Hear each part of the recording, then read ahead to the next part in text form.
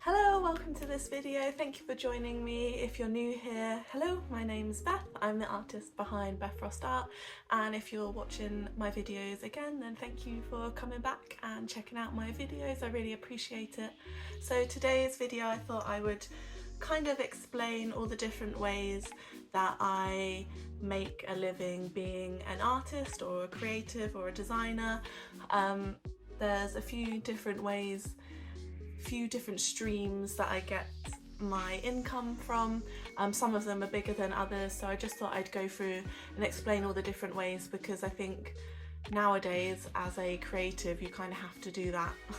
It's not just one thing anymore, you kind of have to have a few different things on the go to make it work. So hopefully this video will be helpful for anyone who's thinking of pursuing like a creative career. So yeah, let's get into the video.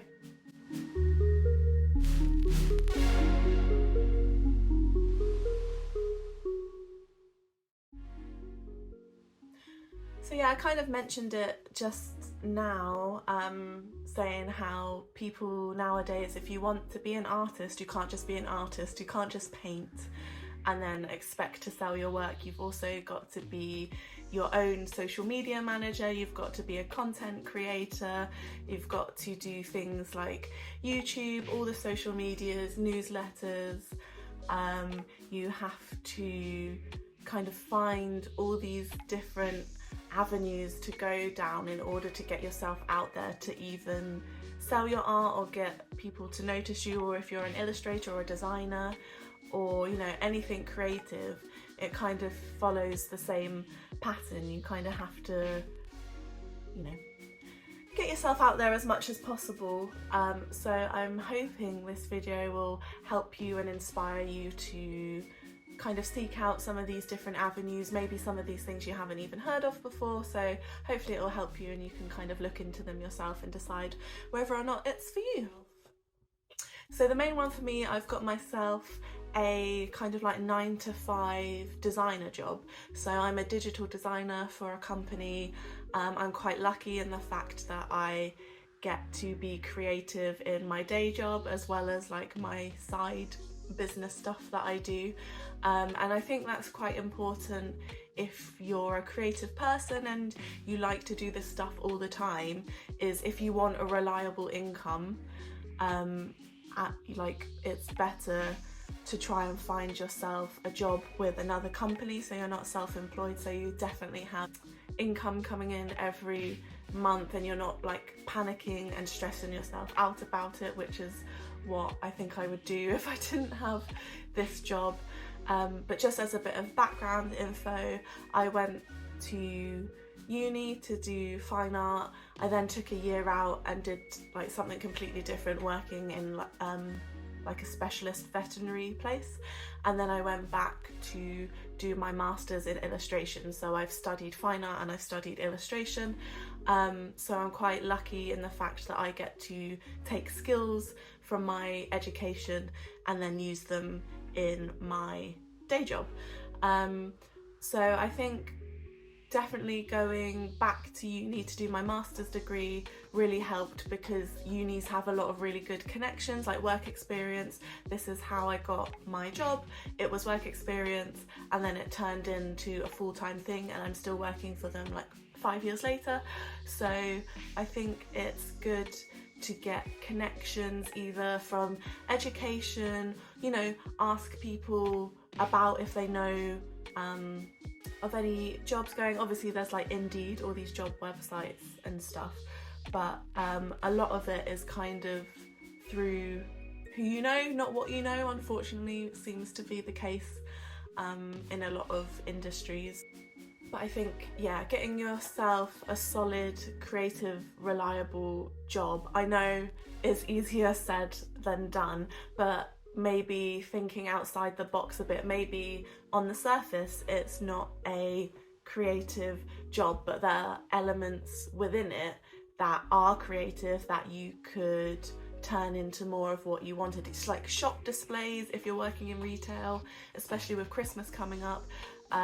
There's always like fun and fancy things to do that you could put your creative energy into. So it doesn't have to be like an actual design job or an artist, or, you know, something that people dub as creative. There's a lot of ways to be creative within other roles. You just have to look for them, and when you go to interview for these jobs, ask them about it, see if there's any opportunities for you to put a creative flair on these things. It could be doing design or like posters or marketing for companies, even if they're, you know, boring companies, supermarkets, garden centres, all of that kind of stuff.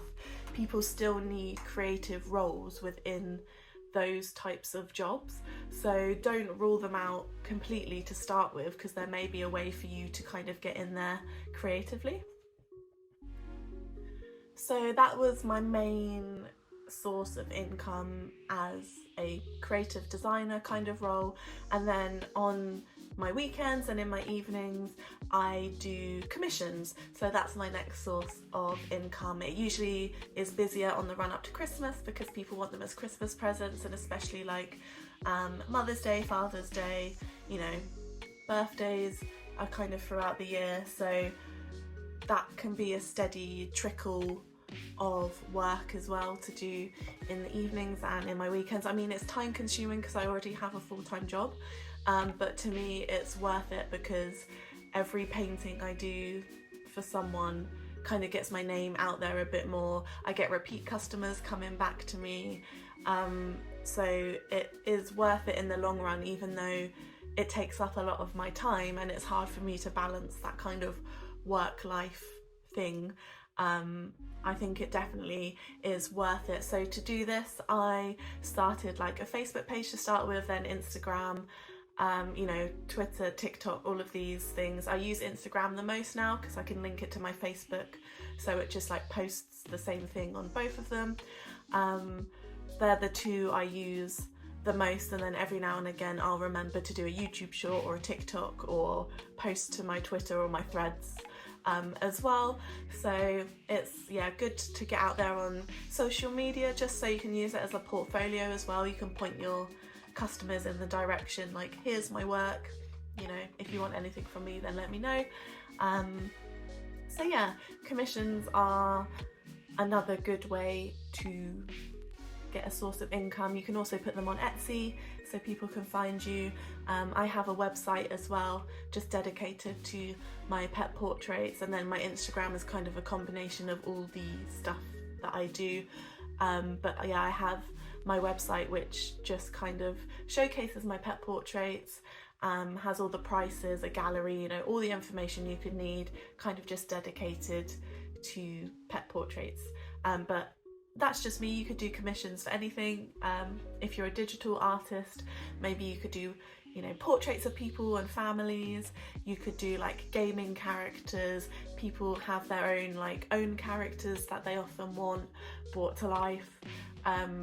You could do like local landscapes of like your area, or, you know, monuments, like kind of things that people like in the local area.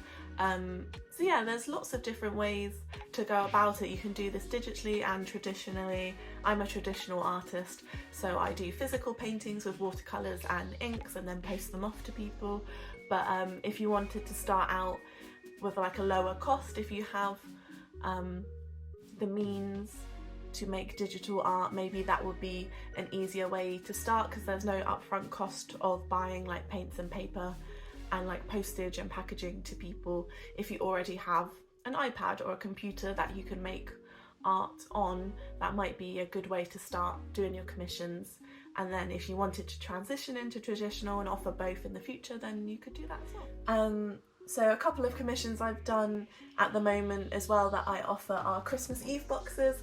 So I've just been working on these really cute Christmas Eve boxes on the run up to Christmas. I did one last year and then I've got 3 to do this year. So yeah, they're really sweet, and they're a good thing to offer around Christmas because they seem to be on trend at the moment and quite popular. So you don't have to limit yourself to just, you know, one thing that you do commissions for. You could offer like multiple things. So I do pet portraits and these Christmas Eve boxes. So yeah, it's completely up to you, depends on your style. I like to do a bit of both, so that's why I offer both, but you don't have to. You can stick to one thing, or you can offer like multiple things. So another way to get income in as a creative, if you do digital or traditional work, actually, you can upload your work to sites like Redbubble, Imprint, you know, these kind of print on demand websites. So then there's zero cost to you. You've just made the piece of art. I often scan in my paintings and upload them, or if it's just digital, you could just upload it straight away to the website. Often it's free, and then you just, the site takes commission off of your sale, so there's no upfront costs. You just simply upload your design, they print it onto mugs, t-shirts, you know, the full works, and then if someone buys something from your shop on there, you get a cut of that, and then the website obviously take a chunk for manufacturing and sending it out to them. So that can be quite a quick and easy way to start and get income in every month.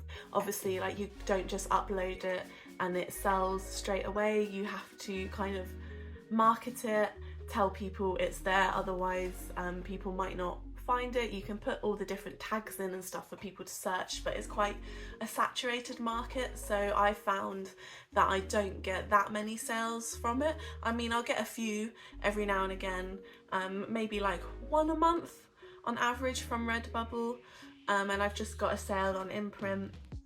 So it depends how much effort you put into marketing it, and again, that all comes back to social media and things as well. So it can be good, but it can also take a bit of work, but there's no upfront costs, so swings and roundabouts, and you get your products out there on famous sites for nothing.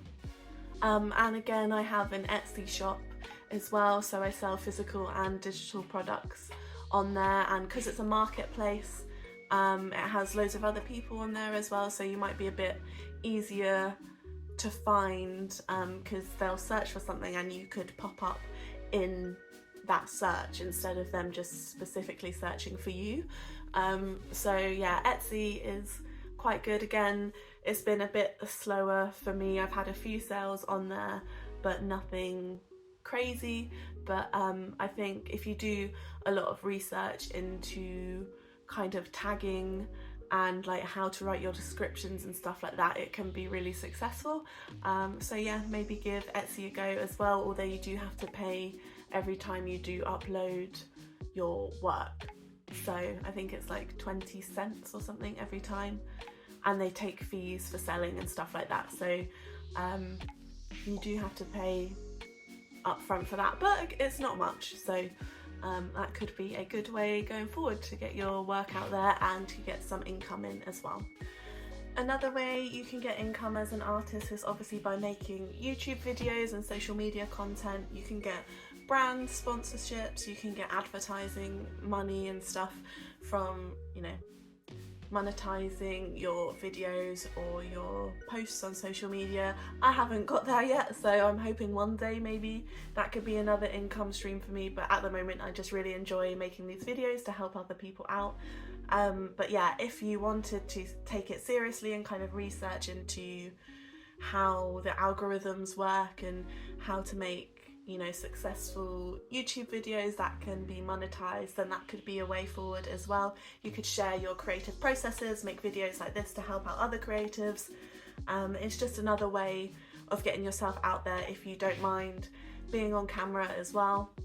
Like, it can be really helpful for your brand, for people to see like the person behind the artwork or the designs or whatever creative product that it is.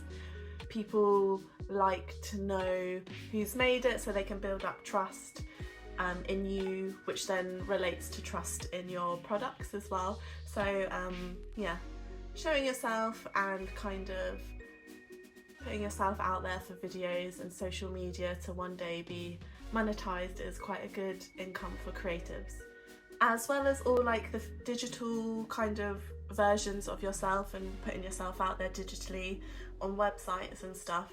I think it's also really good and really important to do physical things as well, like in-person life events. So I have my paintings and prints in a local gallery called the Wild Art Gallery in Wickham.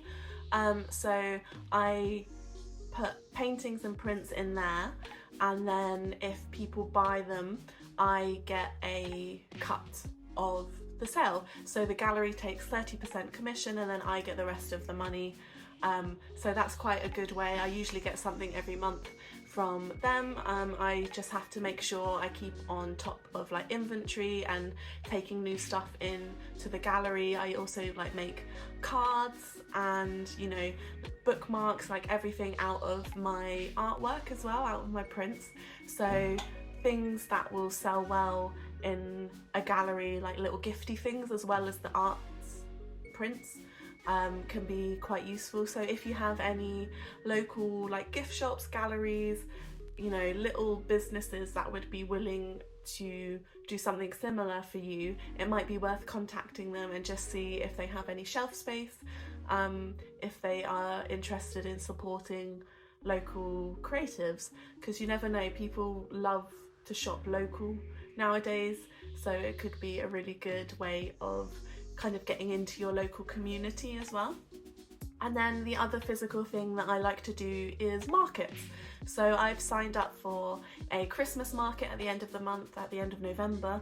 That will be my first one for this year, I think. I think Christmas markets tend to do well compared to other ones that I've done, so I kind of try and save up all my time and energy for Christmas markets towards the end of the year.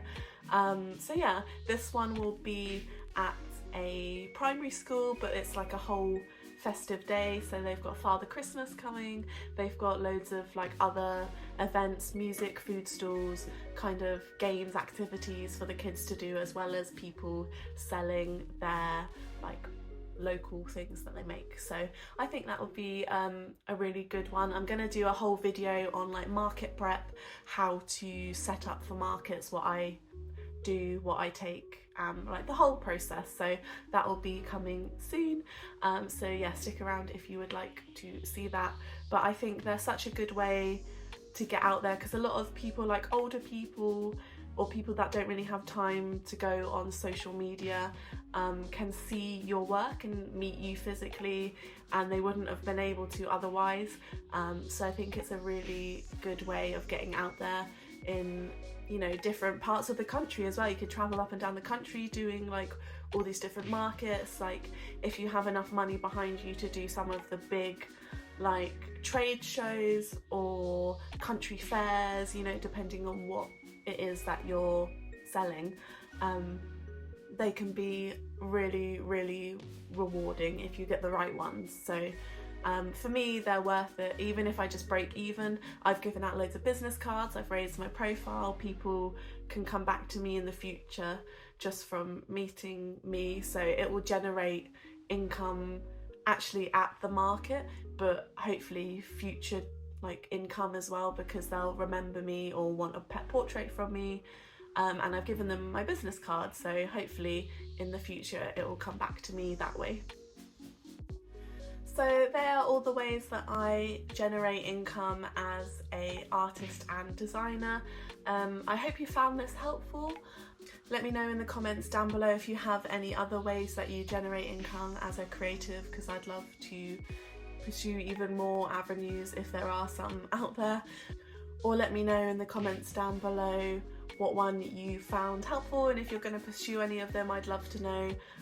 So yeah, thank you so much for watching this video, and I'll see you in the next one. Bye!